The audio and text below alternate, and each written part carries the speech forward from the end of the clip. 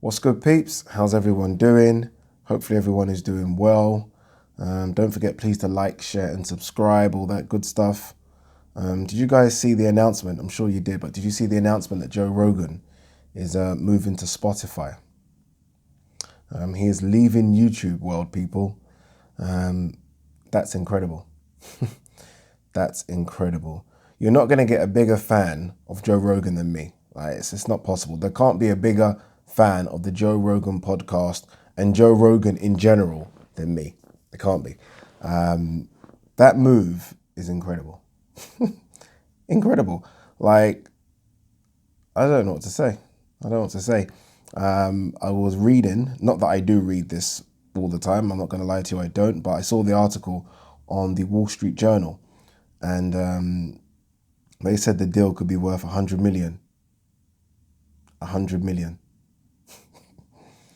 Like, I don't know. If that doesn't motivate you, right? If you are a content creator, and look, not everyone's going to be like Joe Rogan, obviously, but regardless, if you are a content creator and that doesn't motivate you, then you might as well stop creating content. Stop. Because that should just motivate that. Like yesterday night, I sat here, had a glass of wine, maybe two, and just thought about that deal.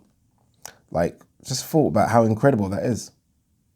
Like, he's leaving YouTube, right? You think of YouTube as this place where all content creators have to go. It's not true, but that's kind of been the place where everyone's flooded, right? And like, oh my God, what are we going to do if YouTube like disappears? Joe's like, well, I'm going to Spotify. Going to Spotify in a deal that's worth 100 million. Spotify's shares immediately went up. So it's crazy. It's crazy. I think the deal or the move will be, I think, September 1st. And then eventually, I think before the end of 2020 and start of 2021, completely over to Spotify, sorry, so no more YouTube. That's incredible. My big three inspirations in life, not in life, but in terms of sort of journalism and doing YouTube videos, are Joe Rogan, number one by a landslide, Luke Thomas and Ariel Helwani. I think all three of those guys are just phenomenal in their own right. And just their backstories. So it's not just where they are now. All of them obviously are doing very well now. It's just looking at them from where they've come from. Like Ariel Helwani started out just this guy doing interviews to MMA fighters and no one kind of respected him that much, right? He's this little nerd interviewing. Now look at him, ESPN MMA. Luke Thomas, I think, is the best speaker out of all of them. Fantastic speaker. And Joe Rogan's just fucking the daddy. All right, enough of that. What's going on in... I'm so motivated by that, by the way. Sorry, again, there'll be timestamps, so you guys can fast forward. But that's just incredible. Incredible.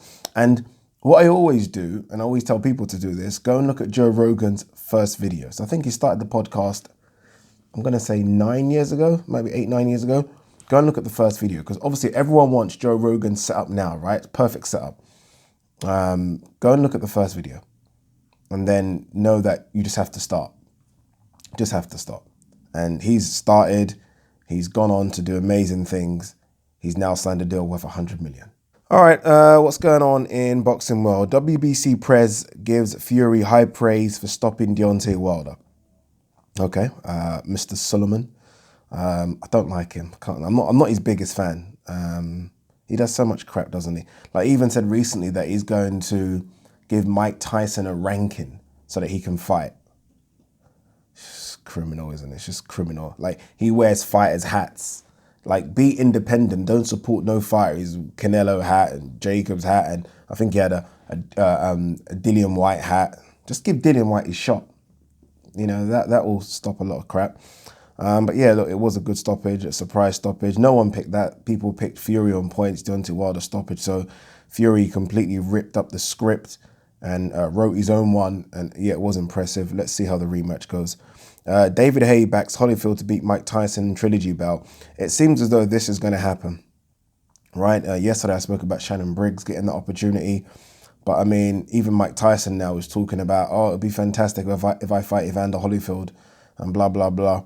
I don't know. It looks like Mike Tyson is on the orange juice and Evander Holyfield just looks like He's, I don't know, eating egg whites. They just look like two different beasts right now.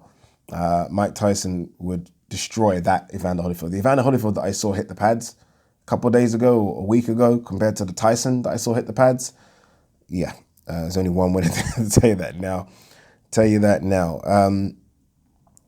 WBC president defends decision to make Lomachenko a franchise champion. I've just had enough of the WBC. I'm not even gonna, just next, right?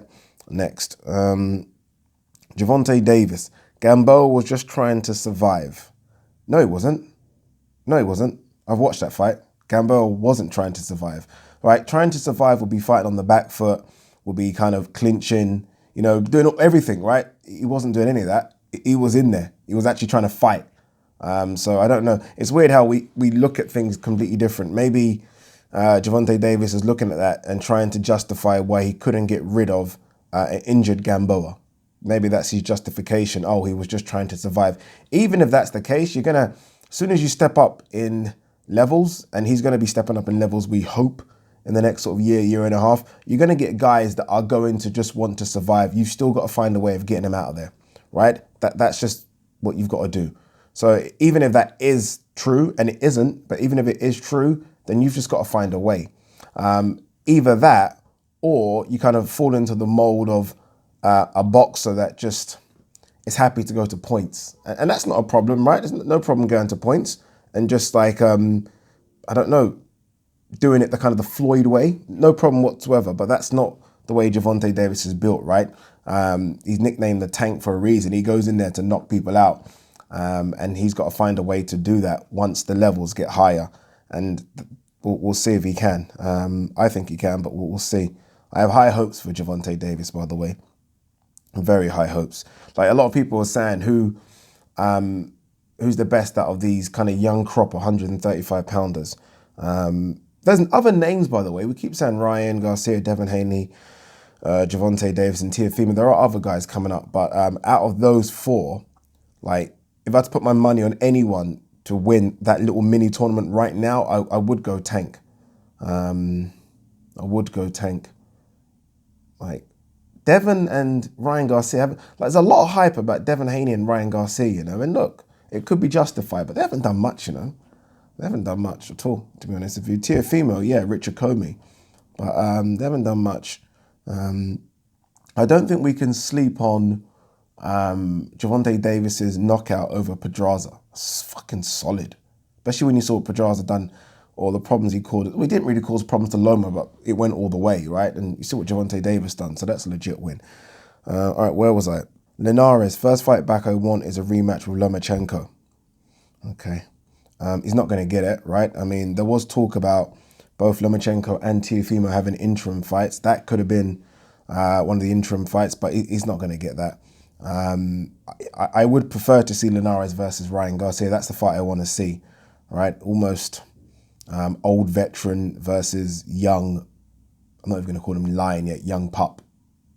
Is that disrespectful? By the way, that Linares-Lomachenko fight, you're bored, you just want to watch an action-packed fight between two very sharp shooters, go and watch that.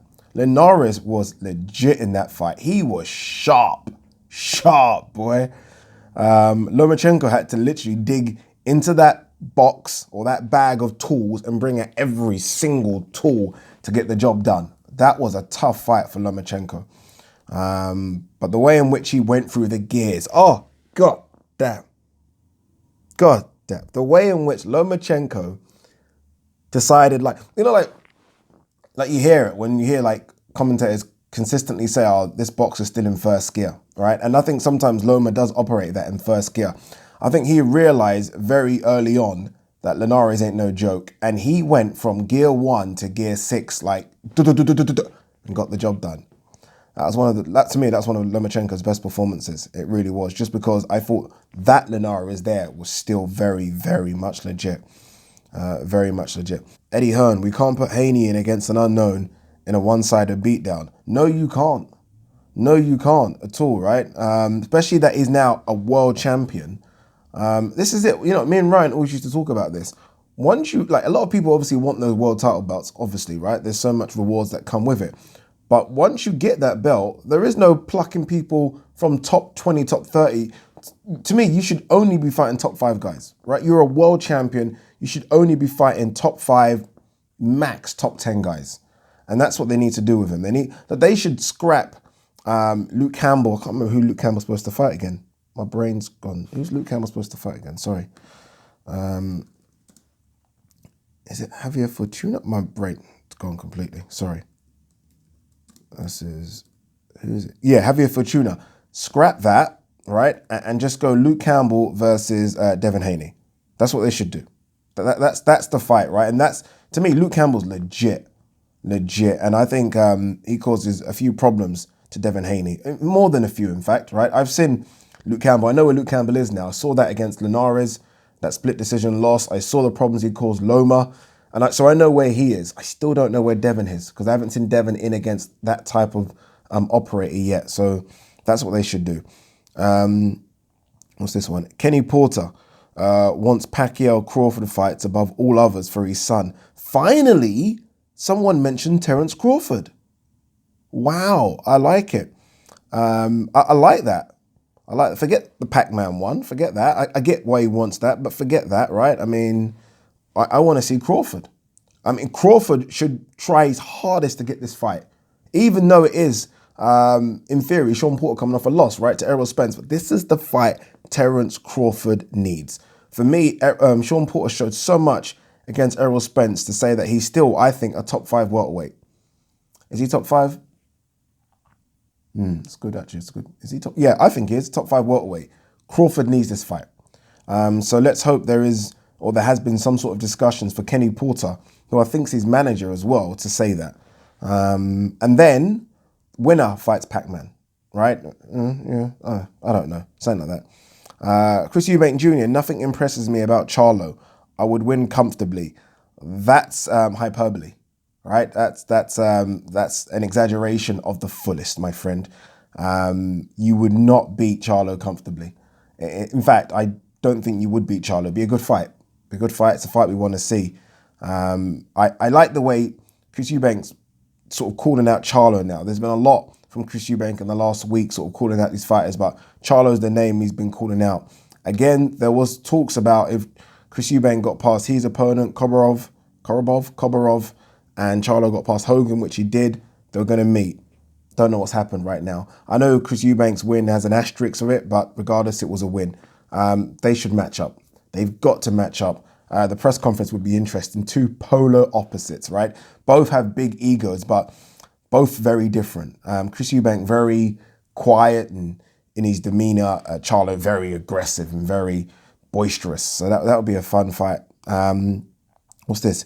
Erickson Lubin is most avoided fighter at 154 pounds. It's difficult to say that when he had his world title opportunity and got stopped in the first round, you know? So I'm not sure about that. He needs to make his way back up again. It's going to take a while. That's just how boxing is, unfortunately. But he is still young. I think Lubin's only 24. So he got that title shot. Maybe it was too early. He was only 22. And, I mean, in the first round, you're a bit cold. And, I mean, the opponent's power is literally on 100 in the first round. So that can happen. What happened to him can happen to anyone. You just don't recover. Don't recover, man. Who's he fought? Sorry, who's Erickson Lubin fought since that loss? I know he's had like, is it 4 or 5 fights since then? Let's have a look. I know he fought Ishe Smith in between that.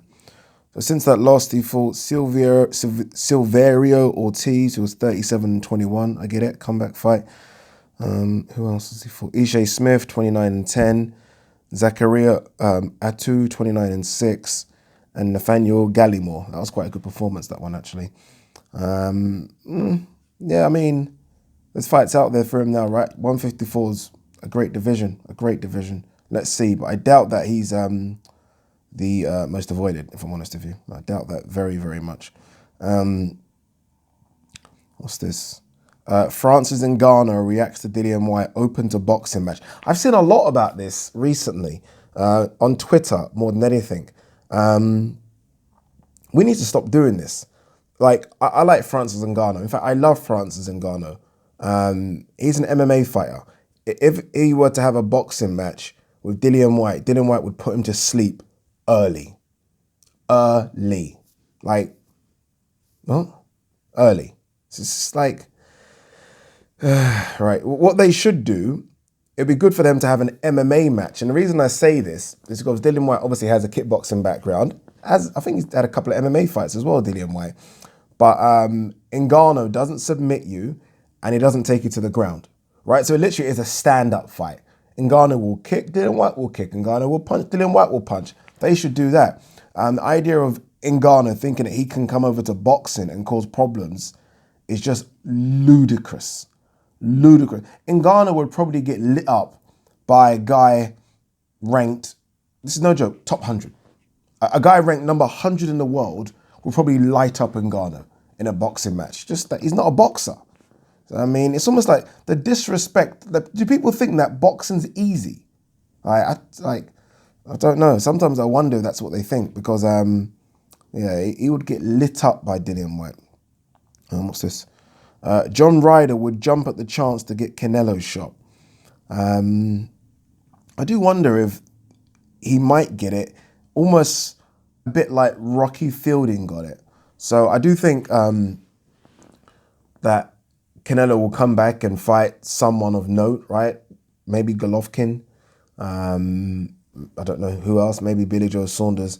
And if he beats them, like he did when he beat Golovkin a year and a half ago, or whatever when it was, and then he fought Rocky Fielding, I do think he might do a John Ryder in between and then have a fight in May. So he could literally go to September, December, which is crazy, May, right? He might have 3 fights this year, 3 fights in sort of 12 months or 6 months, whatever, which is impressive. And I think he might get the opportunity, John Ryder. And wouldn't it be great for John Ryder to get the opportunity after many people thought he beat Callum Smith anyway? So I wouldn't be upset about John Ryder getting the opportunity. I wouldn't. Would he win? Nope, wouldn't win, but get a payday, get his name out there, grow his brand. That's what these boxers should be doing, which they sometimes don't. But yeah, I like the idea of John Ryder getting that fight, just if it's not like one of the big dates. So if it's September, May, then I'm not, no, right? Because that's Canelo. But if it's kind of in between a bigger fight, then have no problems with it. All right, is that it? What else is there? I don't think there's much else to talk about. Let's have a quick look. I think we're done, people. Yeah, I think we're done. Are we? Yeah, we are done. Peace, peeps. Enjoy your day. Safe. Don't know why I done that, but cheers.